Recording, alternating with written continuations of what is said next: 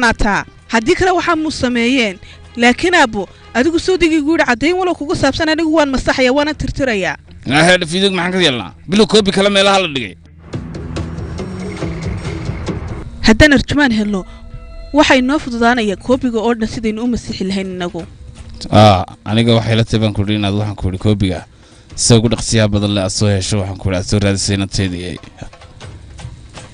ma doonaya gacanta jihaan inuu ku dhaco haddii kala dhibaato ayaan ku dhacayna ma fahanti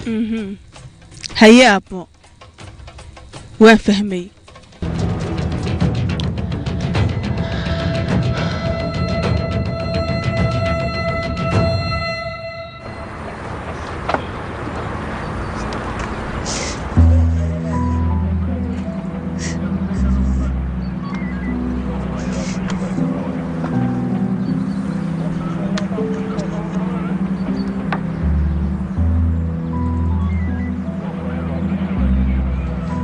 meedka kuma jiro meesha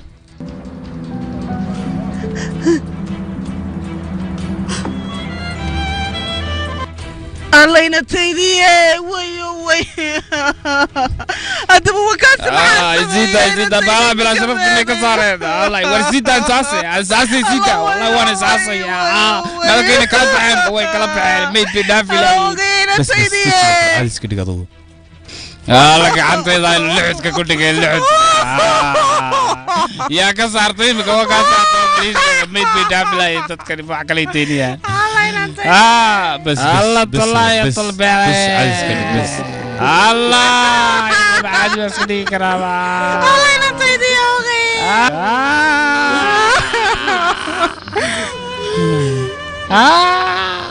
إن انطي دي بلنكاكو مكاسوها الله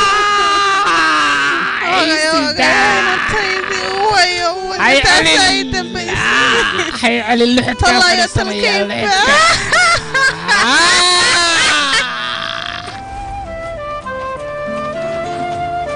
ليلى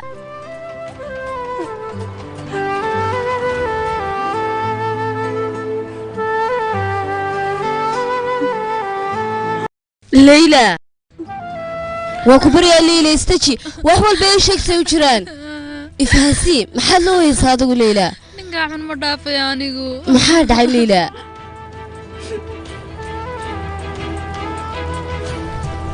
guusha inaga guuleysteen darteed ay wax xafladaysanayaan khiyaamadayna khiyaameeyeen way ku farxayaan iyagu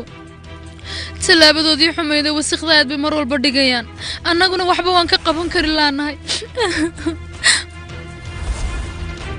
miskiinada yar miinaar meydkeedii kuma jira xabaasho way kala baceen inta inka badan bay ku sameynayaan waana qaanaajihan qalafsanaantiisa waa nin xun waxaan islaa xabaal maranku ooyideeda waad iska daysay waayo waan la qabsaday anigu maxaan daayaa waan la qabsaday anigu laakiin xabaashaydii marnayd baan la qabsaday xabaashaydii marnayda maxaad ka wadaa ifaansi hadalkaaga leyla jihaan muxuu sameeyey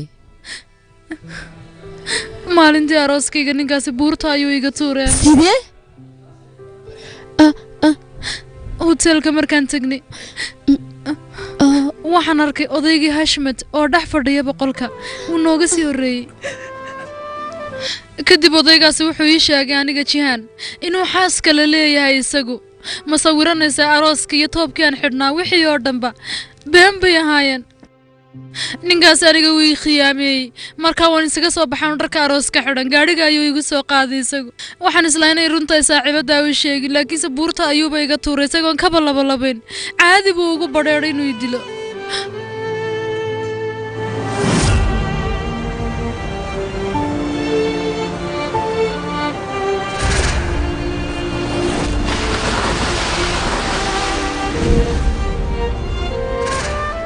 kadib bilo dhanba dhakhtarka la igu hayay anigoo la daweyn jiray